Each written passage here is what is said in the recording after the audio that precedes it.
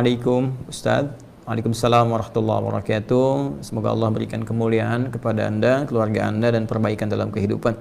Saya mau bertanya, baik, misal seorang punya uang yang mana lebih diutamakan berinfak atau bersedekah ke keluarga atau membayar utang riba?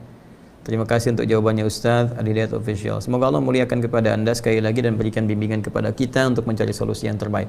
Pertanyaan singkatnya, kalau kita punya uang, rizki yang Allah titipkan kepada kita, mana yang didahulukan, membayar utang ya dari hasil riba atau kita bersedekah ya atau berinfak ke keluarga? Teman-teman, ini sudah masuk fikih aulawiyah. Aulawiyah itu yang paling prioritas ya di antara 2 atau 3 hal atau bahkan lebih yang ada di hadapan kita. Jadi program-program kehidupan ini apa, yang paling prioritas yang mana, itu masuk dalam fikih aulawiyah. Dalam hal ini kita akan lihat bahwa membayar utang itu hukumnya wajib. Ingat ya, membayar utang hukumnya wajib. Ingat, jangan enak minjamnya saja, begitu sudah mau bayar nggak ingat gitu kan. Ini persoalan. Jadi kita siapkan baik-baik, pahami hukumnya. Membayar utang itu hukumnya apa? Wajib. Karena itu ketika kita akan berutang dalam keadaan tertentu, kita mesti petakan dulu ya, dari kemampuan bagaimana kita mengembalikannya, dari bagaimana kita menyampaikan, membuat perjanjian dan sebagainya. Itu jelas langsung bahkan tertuang di Quran surah kedua Al-Baqarah dari ayat 282, bahkan nanti sampai ke ayat 283 sampai penutup akhirnya gitu kan, sampai pengingat dari Allah Subhanahu wa taala akan wahyu terakhir yang diturunkan. Jadi kembali satu ya, kita dari hukumnya dulu, membayar utang hukumnya apa? Wajib. Apalagi ini hukumnya riba yang harus dibebaskan, ya harus dilepaskan sehingga terlepas dari keadaan riba. Sedangkan bersedekah ke keluarga, ini keluarga ini dibagi 2, keluarga pokok yaitu istri dan anak-anak gitu kan. Ini yang disebut dengan nafkah. Nafkah itu masih seakar dengan kata infak. Ya, nanti kita akan bahas. Dan yang kedua, ada di luar keluarga pokok kita, yang sifatnya kita langsung dalam naungan kita, dalam pemeliharaan kita ya, tadi yang istri, anak, kemudian juga di dalam rumah kita. Yang kedua di luar itu ya, misal yang beda tempat tinggal dengan kita, ada ibu misalkan, ada keponakan, ada kerabat terdekat jauh, ada fakir, ada miskin ya, ada ibnu sabil dan sebagainya. Nah, ini perbedaan 2 hal ini. Kalau kita bikin cabangnya seperti ini, nanti baru kita gali hukumnya, kita pahami detailnya dulu, sehingga dengan pemahaman detail dan akar ini kita bisa memetakan hukumnya dengan baik. Satu, mana yang prioritas kita harus lakukan? Apakah membayar hutang, kan? Bayar hutang. Bahkan di sini hutangnya jenisnya riba lagi. Semoga Allah jauhkan kita dan lepaskan kita dari jerat-jerat riba. Kemudian di sini tadi pertanyaannya adalah berinfak atau sedekah. Nanti kita juga bisa bahas perbedaan infak dengan sedekah itu apa. Ini infak, dari infak ini saya buka begini, ada yang sifatnya wajib,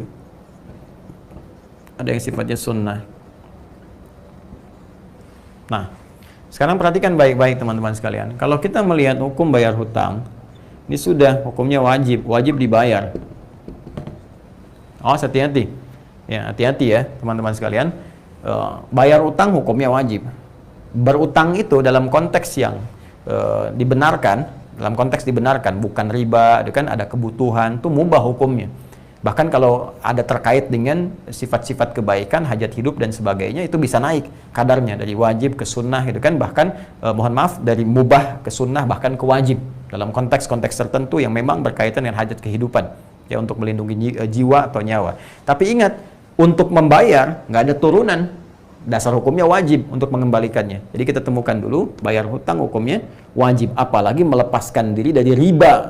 Yang riba ini sangat dilarang oleh Allah Subhanahu wa taala dengan redaksi yang sangat tegas. Maka kewajibannya jadi meningkat, kan? Kewajibannya jadi meningkat. Sedangkan infak ya, dengan sedekah. Sedekah ini nama umum. Saya tuliskan dulu begini, sedekah. Ya, jamaknya sedekah. Nah, ini. Ya, sedekah, sedekah. Dari akar kata infinitif kata kerja yang pertamanya dari kata sedekah, sesuatu yang benar. Sedekah membenarkan, tasdiq pembenaran, siddiq orang yang punya sifat senantiasa membenarkan pada kebaikan. Ya, sedekah ini segala jenis kebaikan yang membenarkan keadaan iman kita. Sehingga dalam fikih disebut kullu ma'rufin sedekah. Semua jenis kebaikan itu yang didasarkan pada nilai iman untuk membenarkan keadaan iman kita, itu disebut dengan sedekah. Jelas ya? Karena seseorang kalau telah beriman, maka imannya perlu dibuktikan. Apa pembuktian dari iman itu? Perbuatan baik. Karena orang yang punya iman, nanti imannya akan memancarkan cahaya kebaikan pada seluruh elemen tubuhnya. Jadi ketika iman masuk ke dalam mata cahayanya, maka mata akan dibimbing untuk melihat segala yang baik. Iman masuk ke dalam telinga, maka telinga akan dibimbing untuk mendengar yang baik-baik. Demikian ke lisan, ke tangan, sampai ke ujung kaki. Nah, ketika semua ini berbuat dalam bimbingan iman tadi yang membenarkan ada iman dalam diri kita, dibenarkan oleh perilakunya, maka pembenaran perilaku terhadap keadaan iman itu disebut dengan sedekah namanya. Ya, perbuatannya sifatnya disebut dengan sedekah. Jadi kenapa disebut dengan sedekah? Karena terjadi perbuatan-perbuatan baik yang membenarkan keadaan imannya. Karena itu dalam kaidah fikih disebutkan kullu ma'rufin sedekah. Setiap jenis kebaikan yang bersumber dari iman seseorang itu disebut dengan sedekah. Jika perbuatannya bukan cuma 1, 2, 3, 4, 5 banyak, maka dijamakkan jadi sedekah. Ya, di sedekah ini nama umum. Salat itu masuk sedekah karena perbuatan baik membenarkan iman kita. Karena salat dibuka dengan kalimat iman, alladzina yu'minuna bil ghaib wa yuqimunas shalah.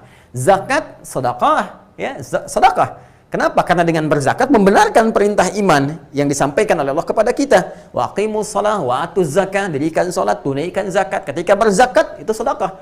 Makanya perintahnya kata Allah, khudz min amwalihim sadaqah. Ambil dari harta mereka yang telah masuk nisabnya, masuk haulnya, ambil dari harta mereka sedekah untuk zakat. Di zakat dinamakan dengan sedekah langsung dalam Al-Qur'an. Ya, tutahhiruhum wa tuzakkihim biha. Bahkan ketika dikeluarkan, yang nerima kan 8 golongan. Jadi ketika kita punya harta diberikan, makin banyak yang nerima, sedekahnya dijamakkan jadi sedekah. Buka Quran surah 9 At-Taubah di ayat ke-60. Innamas shadaqatu. Sungguh zakat itu, kenapa kok perbuatannya zakat tapi dinamakan pembagiannya dengan sedekah? Karena dia membenarkan keadaan iman dan mengandung nilai-nilai kebaikan yang banyak bagi beberapa kalangan, yaitu 8 golongan utama. Innamas shadaqatu lil fuqara wal masakin wal 'amilina 'alaiha wal mu'allafati qulubuhum wa fir riqab wal gharimin wa fi sabilillah wa ibnis sabil. 8 golongan. Ya, karena banyak maka disebut dengan apa? Sedekah. Termasuk infak pun ini bagian dari sedekah. Jadi sedekah itu nama umum. Ya, sedekah nama apa? Nama umum. Pemberian materi dari segi materi sifatnya, ya. Materi, bukan ide, bukan apa. Jadi nggak ada infak ide. Ya, ya, semacam singkatan infak itu disingkat dengan nafkah, dari nafkah. Ini kan dari anfaqa yunfiqu. Ya, orang kita menyikat dengan nafkah. Ya, nafkah itu dari kata infak asalnya. Ya, nafkah. Nah, nafkah itu pemberian, teman-teman sekalian. Itu suka ada yang mengatakan kan ini ya, nafkah batin, nafkah zahir. Sebenarnya kalau dalam istilah kita ambil ke hukum syariat, nafkah batin itu nggak ada karena sifatnya bukan pemberian materi gitu kan. Jadi ada nafkah zahir, nafkah hal-hal materi yang diberikan. Nah, dalam konteks infak ini dia dibagi dua karena pertanyaan Anda tadi jenis sedekahnya infak. Pertama adalah infak wajib yang diberikan kepada anggota keluarga pokok yang dalam naungan, ya. Baik naungan tanggung jawab dia dalam keseharian, untuk makannya, untuk kehidupannya, sandangnya, pangannya, papannya, dan sebagainya. Ini disebutkan di Quran surah keempat An-Nisa, ya, di ayat ke-34 di mushaf standar paling kiri sebelah atas. Ya, Allah berfirman, "Ar-rijalu qawwamuna 'alan nisa bima faddalallahu ba'dahum 'ala ba'din wa bima anfaqu min amwalihim." Itu ayatnya. Ya, para lelaki, para suami diberikan oleh Allah Subhanahu wa taala kelebihan terhadap istrinya dalam bagian tertentu. Nanti istri pun diberikan oleh Allah pada bagian yang lain untuk saling melengkapi. Nah, ada beberapa bagian yang memang perangkatnya didesain untuk laki-laki saja. Jadi jangan diambil oleh perempuan, ini bisa tertukar berbahaya nantinya. Pun demikian ada nanti kelebihan diberikan pada perempuan yang laki-laki nggak bisa memegang itu. Ya, apa di antara perangkat yang diberikan kepada laki-laki? Kata Allah, jiwa kepemimpinan untuk memimpin dalam kehidupan rumah tangga. Maka nanti ada kewibawaannya, mungkin sifat tegasnya dan sebagainya dimiliki laki-laki. Jadi jangan diambil peran itu. Jadi jangan sampai ada istilah misalnya istri pemberani dan para suami takut istri misalnya. Itu tidak dibenarkan dalam keadaan demikian. Sehingga jangan sampai terjadi lagi ada kisah, walaupun mungkin kisah ini hanya canda-canda saja, tapi nampaknya tidak tepat untuk dijadikan proses dalam beraktivitas dalam berkehidupan berkeluarga. Ya, siapa di tempat ini yang takut sama istrinya, ambil sebelah kanan, kata Pak RT. Yang tidak takut, ambil sebelah kiri. Maka semua ke kanan. Ya, semua ke kanan. Cuman satu orang yang ke kiri, gitu kan? RT-nya bingung, karena RT pun takut juga sama istrinya. Dia di kanan gitu kan. Dia tanya sama orang ini, kamu berani sama istri kamu? Karena di tempat itu terkenal hampir semua takut sama istri. Kata dia, kenapa kamu ke kanan? Kamu berani? Nggak takut sama istri? Saya nggak tahu Pak, saya cuma disuruh istri saya ke kiri. Jadi ini menunjukkan bahwa ada bagian yang sama. Nah, ini tidak dibenarkan. Yang ada adalah berpartner bersama-sama dalam kebaikan.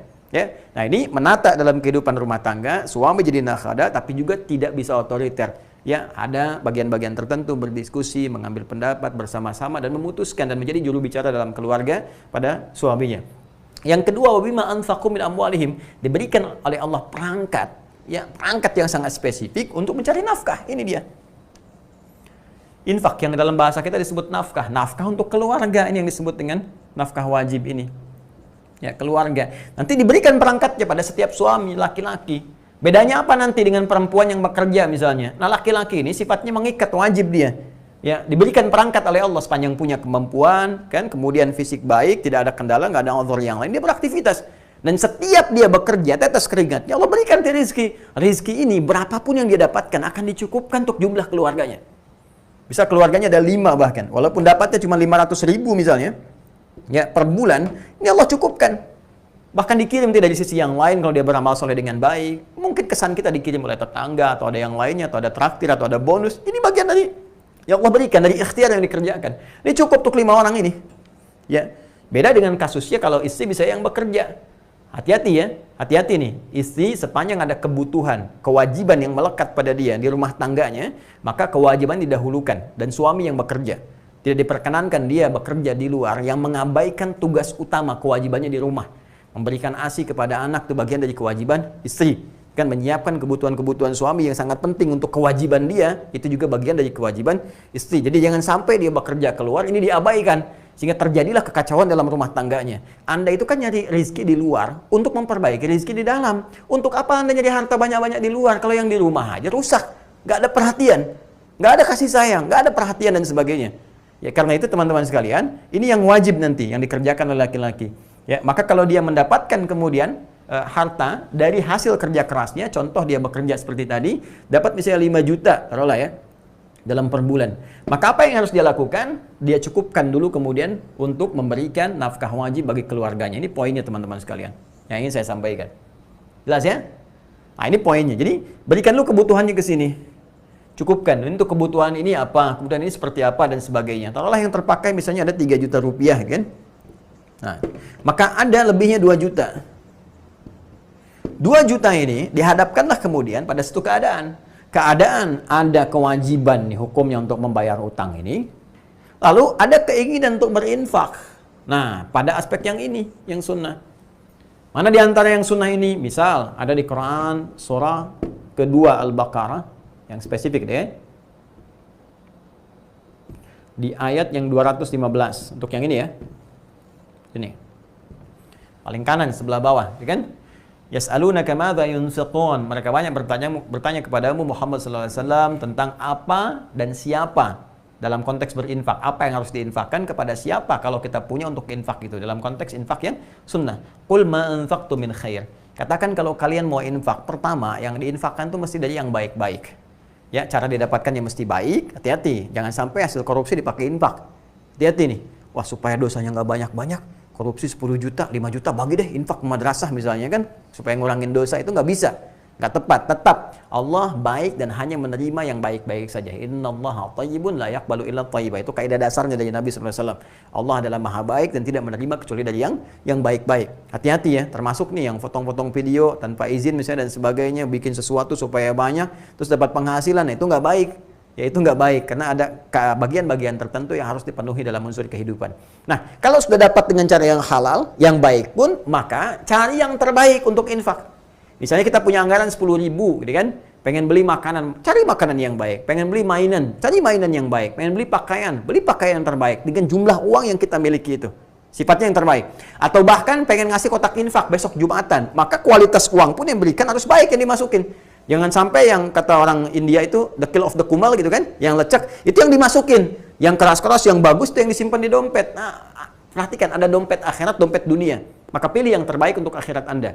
Nah, karena itu teman-teman sekalian, untuk kesini, ketika memberikan yang terbaik, kata Allah nih, di antara yang harus Anda berikan, lil walidain, orang tua, gitu kan. Nah, ini masuk kepada infak sunnah.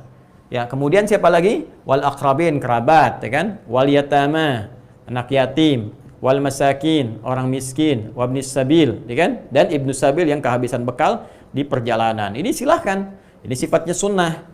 Tapi sangat ditekankan bagian-bagian ini orang tua, ya kan? Kita berbagi dapat berapa, sisihkan setiap bulan kita berikan dalam kebaikan. Nanti akan memberikan dampak positif kepada kita. Nah, kalau ini bertemu dengan kewajiban ini, karena ini sunnah, ini wajib, maka ini yang didahulukan sifatnya.